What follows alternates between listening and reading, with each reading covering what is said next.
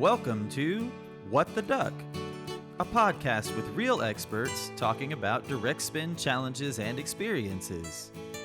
And now, here's your host, SourceDay's very own manufacturing maven, Sarah Scudder. Thanks for joining me for What the Duck, another supply chain podcast brought to you by SourceDay. I'm your host, Sarah Scudder, and this is the podcast for people working in the direct materials part of supply chain. I'm at Sarah Scudder on LinkedIn and at S Scudder on Twitter. If you are new to the show, make sure to follow this podcast so you don't miss any of our direct materials supply chain content. Today, I'm going to be joined by Craig Campbell. We're going to call him Double C. And we're going to discuss how to deal with global freight issues. If you work for a manufacturer dealing with hugely extended freight times and freight cost increases, then this episode is for you. Craig started his career with a defense contractor in Scotland, gaining an engineering qualification, and then moved into purchasing. From there, he moved to an oil and gas materials supplier as a buyer, and ultimately ended up as the head of supply chain which resulted in his move from the UK to the US. Welcome to the show, Craig. Thank you, Sarah. Thank you very much for having me on. It's a work from home type day and a little bit of a tech issue day, but we made it work.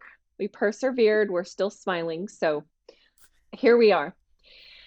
So Craig, let's go back in time and talk about the very, very early days of your career.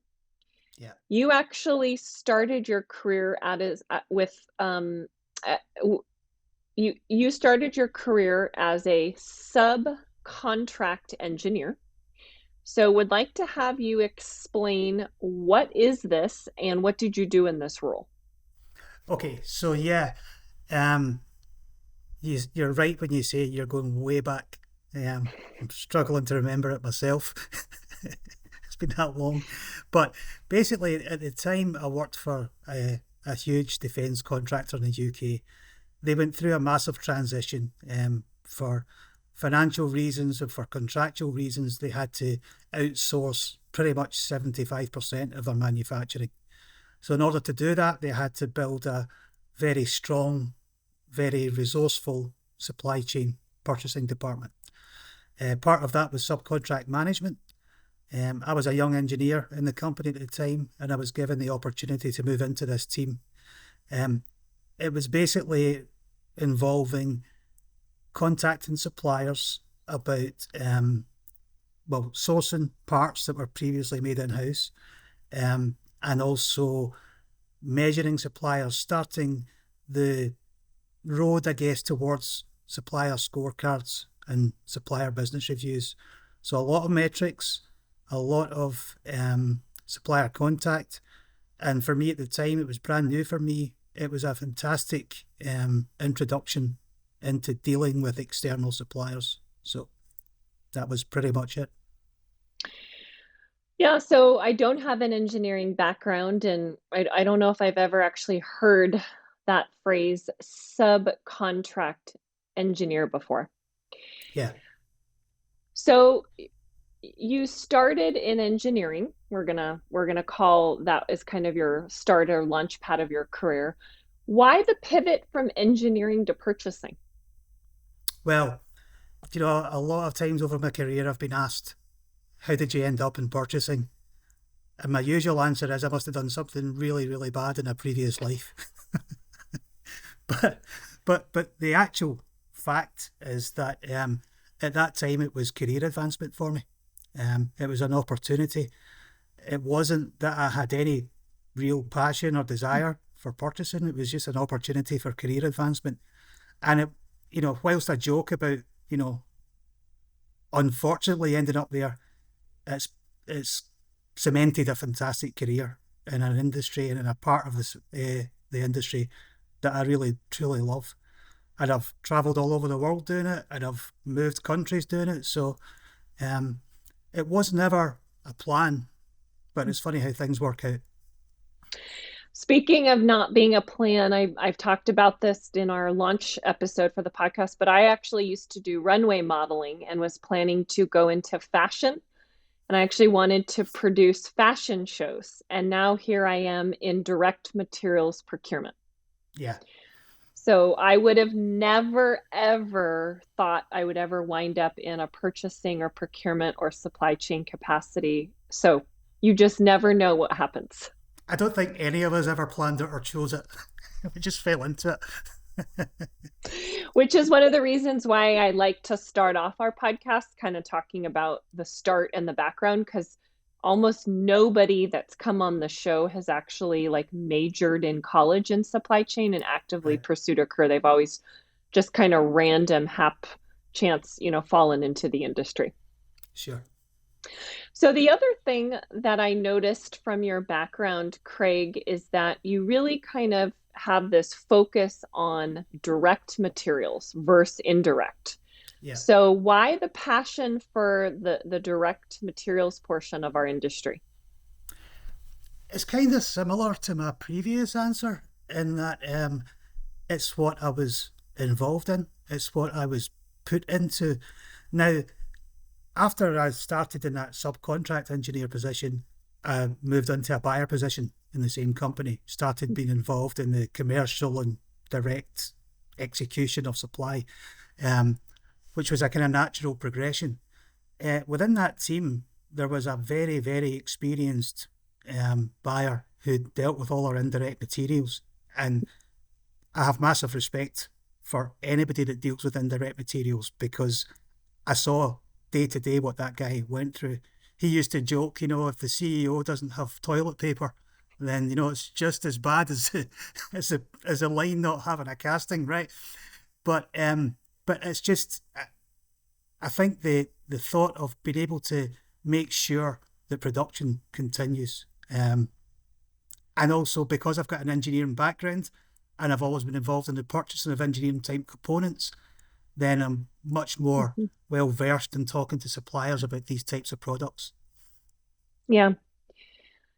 I started on the indirect side and I've come full circle now on the direct side. And I love the direct side because it's high visibility, high priority. And I feel Yeah. like the executive team is more bought into the spend and to the strategy versus some companies indirect is kind of like nice to have, or we'll get to it later. Yeah. Some company I've worked for, indirect spend doesn't even go through the supply chain department. Yeah. Yeah. I've seen that several times as well.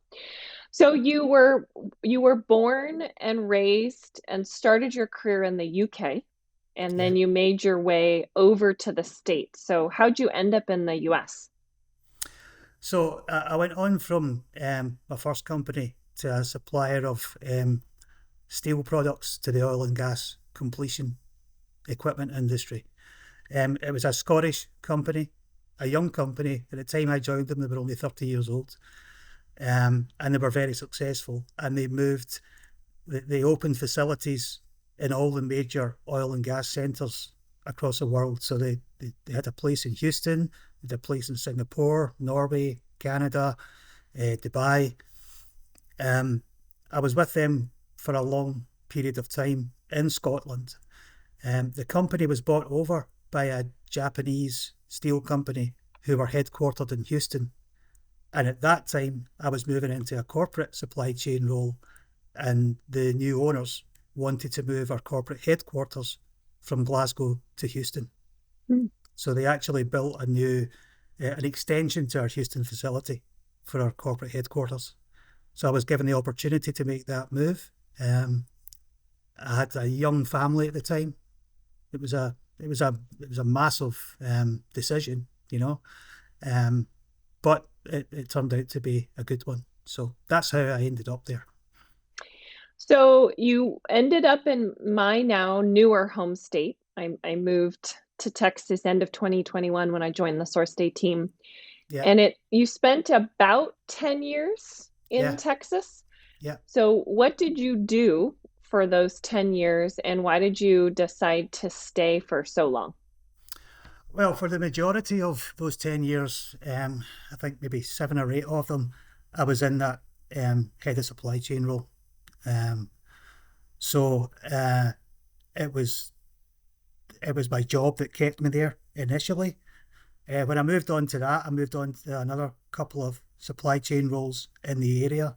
But by that time, my kids had gone through high school and moved on to college. Um, it turned out to be a really massive upheaval, moving them from Scotland to the US, and we wanted to keep stability in their lives. Having already made that one major move, it was important to keep a stable situation for them. So, but that's one part of it. The other part of it is actually I love Texas. I just do. I mean, it's the people of Texas and the state of Texas are very similar to the people of Scotland and the country of Scotland. So, I mean, other than the weather and all the other things, but culturally, it was a great place to be, and I still love Texas. I am obsessed with Texas. I am so glad that I moved here, and I think it's the nicest people I've ever met Yeah. anywhere I've been are in Texas. And my second observation is everyone here has a dog. Yes. I might be the only petless person that I know. Oh, you have to have a dog. No dogs. I'm a neat freak. I don't like hair. Okay. But I moved into corporate housing when I started, and I swear I had never seen so many people out and about with dogs. Yeah. We actually moved our dog from Scotland to Texas. Wow. That was the most expensive part of the move. Meaning like special, I guess, crate and Yeah. transportation. Yeah. His ticket would have been three business tickets worth in terms of cost. Wow. Part of the family. Absolutely. So, as we're talking about your career progression, it sounds like next move is you worked for a nuclear valve manufacturer. Right. So, tell me a little bit about this role and what did you learn that you've been able to take with you in future positions? Okay, so that was when I left Texas and moved to North Carolina. By that time, both my kids were in college. I was looking for new opportunities, and they didn't necessarily have to be in the Houston area. Opportunity for a supply chain manager came up with this company. It was a great opportunity, and I decided to make another move. The the issues with this company are very much an engineered to order facility. So no two valves are the same. They're all very old design. The nuclear industry has got, as you would imagine and need, incredibly stringent certification rules, a very narrow supply base because there's very few qualified suppliers to make the components. And I know we're going to move on to it further in the podcast, but it was here when we were going through the COVID issues and we were experiencing the freight issues. So they had an MRP system, they had planning, but pretty much everything was done, as we used to say in Scotland, on the back of a cigarette packet, as opposed to using a system like It makes SAP. me cringe because I think of Post-it notes all over the wall or all over the computer. Exactly. It's very much like that. So the one thing I learned there is that you have to be adaptable, right?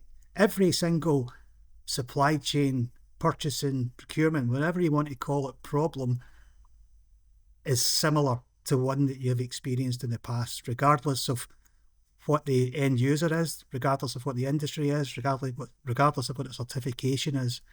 I find that you need to be able to have strong relationships with your vendors. You need to have stronger relationships with your internal customers, engineers, quality, manufacturing people. So, yeah, I mean, I guess what I learned most from that job was just the adaptability requirements of a supply chain professional is one of the biggest assets you could possibly have. Being very good at managing stress. Yes, very much so. Yes, absolutely. So you mentioned they had an MRP. Does this mean they did not have an ERP system in place? Yes. Yes, it does. I have interacted with more people than I can imagine that are on QuickBooks Yeah. or using Excel spreadsheets to run a Oh, multi-million-dollar business. well, yes. And I could talk about that, but we don't have enough time on this podcast. Let me just say that one of my biggest skills is Excel. Ridiculously well versed in Excel. You're an Excel master. Um, and not because I wanted to be, because I had to be. Mm-hmm. So you have pivoted in your career now and you're doing something a little bit different, and that you are actually a contractor. Yes. So talk to me about what you're doing now, and would love to hear your thoughts on what it's like being a contractor. Sure. So I'm working as a contract buyer for a manufacturer of pharmaceutical equipment in Durham, North Carolina. Um, it's kind of, as far as the job goes, the actual job itself goes, it's kind of going back to more tactical buying, and certainly has a much more stable demand profile, much better systems, easier to plan, all that kind of stuff. As far as being a contractor is concerned, it's new to me. I've never done it in my entire career. Every time I've worked for a company, I've been very invested in the company that I've worked for. I've always had a passion for the companies that I've worked for. I think that's important for to be successful. So it's slightly different. Having said that, it doesn't change my mindset in terms of wanting to be successful for the company I'm working for, even though I'm there as a contractor. It just adds a little bit of lack of stability into the mindset. However, I'm glad I'm doing it, and I'm very happy with the situation. I just it's just because it's new for me. I'm a little bit I'm kind of learning as I go. But overall, I would say it doesn't change a single thing about how I go about my day-to-day work. It doesn't, you know. Yeah, I have a lot of friends who are contractors, and some have their own business, and I think the hardest part for them is the sales and marketing piece, which you don't have to worry about Yeah, because absolutely. you don't Yeah, have your own business. So yeah, it makes that piece a little bit easier. sure. Yeah, So, Craig, when we were prepping for the show, you had mentioned that the biggest problem by far that you encountered over the past couple years has been global freight. yes, So I want to dive into this. I think this is really relevant and important to a lot of our listeners who are working for small and mid-sized manufacturers who are still struggling with this. yeah. So let's start with, why was this problem so unexpected? Why did it kind of come out of nowhere for you? Okay, so I wouldn't say that it was unexpected, the problem itself. What I would say is that the extent of the problem was unexpected.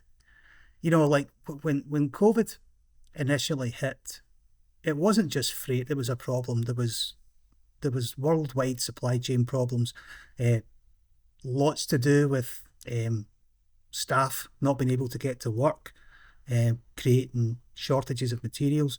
But with freight, it was a combination of staff problems at ports, lack of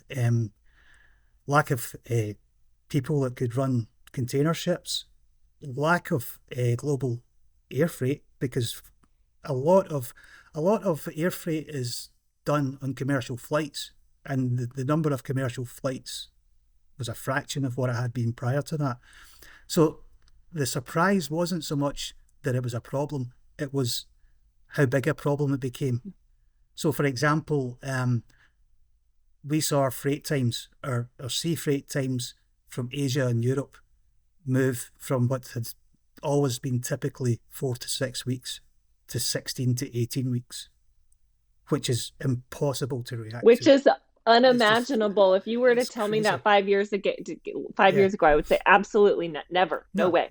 exactly. There's just, it's incredible. It was incredible. I mean, it was and initially you couldn't react to it because you hadn't planned for it. So that was the biggest surprise for me, was the extent of the change in lead time. So other than that, what freight problems did you encounter? You already talked about the extended lead times, but there was a lot of other things that came up as well. Well, yeah, I kind of touched on it there. So what you did, what you tried to do to react to the sea freight times was, obviously, as all supply chain professionals know, well, you need to fly it. And then you couldn't do that either. And then it was cost. The cost was through the roof.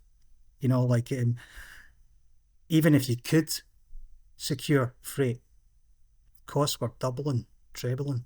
And these are items that are already on order for fixed price manufacturing contracts. So there's not really an opportunity to recover these costs. It's all coming off the bottom line. So, yeah, I mean, it was crazy. I would say, and hopefully your listeners will see the same thing, it's improved drastically over the last year, maybe, certainly the last 6 months. I'm not seeing the same issues that we had back then. But being able to react to it was the biggest problem. Finding it, trying to understand what you could actually do about it.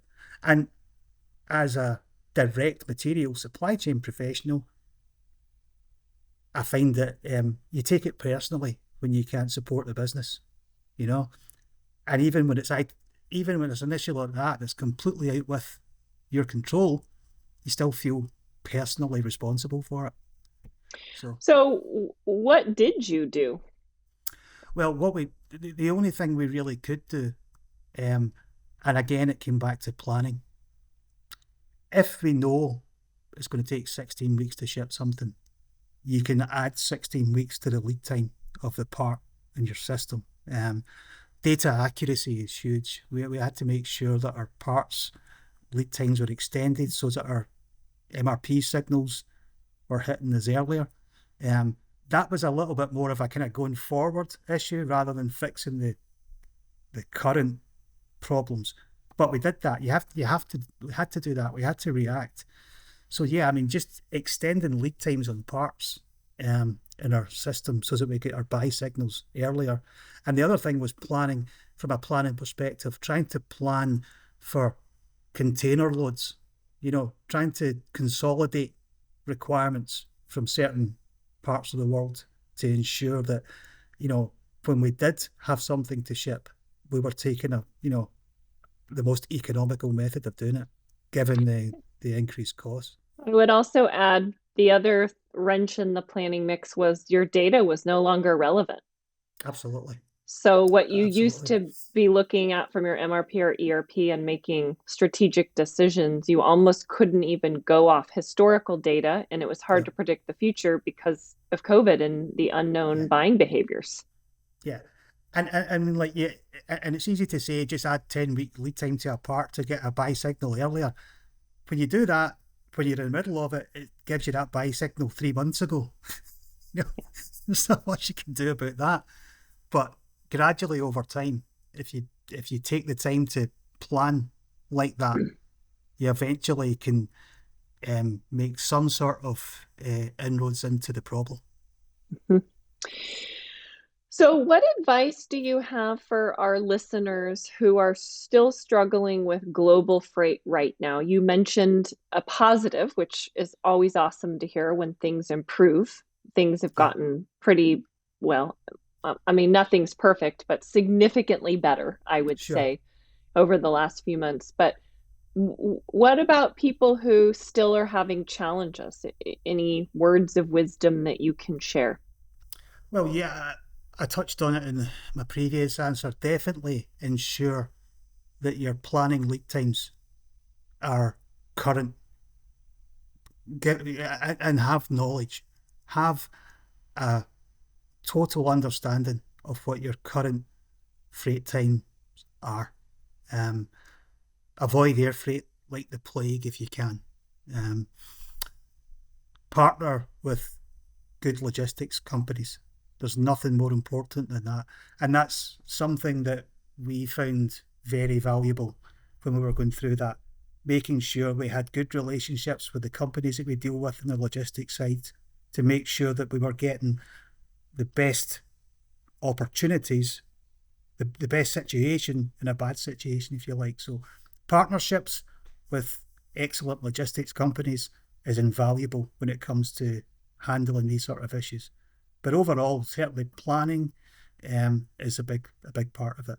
And as you say, the positive is that it's nowhere near like the situation it was a couple of years ago. But we never know what's around the corner. It could go back to that. So just data is a big part of it. Making sure that if you have a good partner, a good logistics partner, that they constantly keep you up to date. We used to get weekly updates on shipping times, container capacity, air freight capacity. Data. I mean, it's boring, but it's important. So, what learnings do you want to share with our audience from your career? You've been in the industry a long time, have worked at several global companies, a lot in manufacturing and in the direct material space. Overall, when dealing with suppliers, I would say relationships is number one. Building relationships, partnerships. When I first started in purchasing, there was some old school people that were bang the table types. They loved to get on the phone and just scream down the phone at suppliers. That doesn't work anymore. It's not. It doesn't work like that. I've worked in situations where the suppliers I'm dealing with, our business to them is like 0.01% of their total output. And then the flip side of that, I've worked with suppliers where our business to them is like 80% of their entire output. Both of them are polar opposites in terms of supply dynamics, but both are equally important. And the only way to handle them is relationships. I do not like dealing with either. Honestly, I prefer the former rather than the latter. I don't think any vendor should be very, dependent on one company's business. And I used to tell these suppliers that. But if it's good business, they're going to want to keep it. But just relationships. I went through some very, very, very complex supply situations when I was working in oil and gas. In the oil and gas industry, OCTG is king. The steel mills that supply oil country tubular goods churn out that stuff day in, day out, miles of it. And we were buying a fraction of that from the same companies. If we didn't have relationships with these companies, we wouldn't have been able to get supply. So relationships is the key. I think suppliers are your most important stakeholder. And if they're not, they should be. Absolutely. 100%. 100%. I'll often say that it's like, you've got a plant manager in the facility, but your job's to be like a plant manager of 20 facilities. Yeah, that's a good one. It's a good example. What about a success that you'd like to share from your career? I think there's been a lot. There has been a lot of successes. I think I've had a lot of fantastic negotiations over the years for big contracts. Made very significant savings, particularly when I was working in the oil and gas industry. Like the oil and gas industry, for any of your listeners that are involved in it will know this, is very volatile. It's boom and bust. And when it's booming, everything, you can't get anything quick enough, and money isn't an object. Get it here, get it here, get it here. And then when it goes to bust and it happens overnight, you have to stop everything just like that. And it's like trying to turn an ocean liner on a dime. It's just impossible. So I had a lot of success managing inventory levels to a certain within a certain area when we were going through the downturns. I think most of my successes in my career have been when the business has been on the downside. And again, that comes back to having relationships with the suppliers that will work with you. I'm very proud to say that despite all the downturns I've seen, I've never ever actually had to cancel a purchase order. But I have. Never ever in your entire career have you had to cancel a PO? Never. You might be the first person I've met that's been able to say that. I've never cancelled a PO. I've had suppliers who worked with me and held on to material, sometimes for over a year. But I've committed to, if they do that for me, I will take the material eventually, because I knew that we would eventually need it. I feel like this should be the highlight on your LinkedIn profile. Yes. I'll tell you what, you would stand out.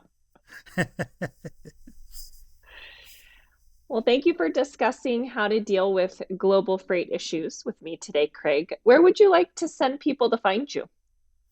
You can find me at LinkedIn, Craig Campbell. I'm also on Twitter, so you can search and find me on there. And my personal email is craig2402@att.net. If you missed anything, you can check out the show notes. You can find us by typing in What the Duck, another supply chain podcast in Google. To have optimal search results, make sure to add another supply chain podcast in your search. To ensure you don't miss a single episode, make sure to follow this podcast and subscribe to us on YouTube. I'm at Sarah Scudder on LinkedIn and at S Scudder on Twitter. This brings us to the end of another episode of What the Duck, another supply chain podcast. I'm your host, Sarah Scudder, and we'll be back next week.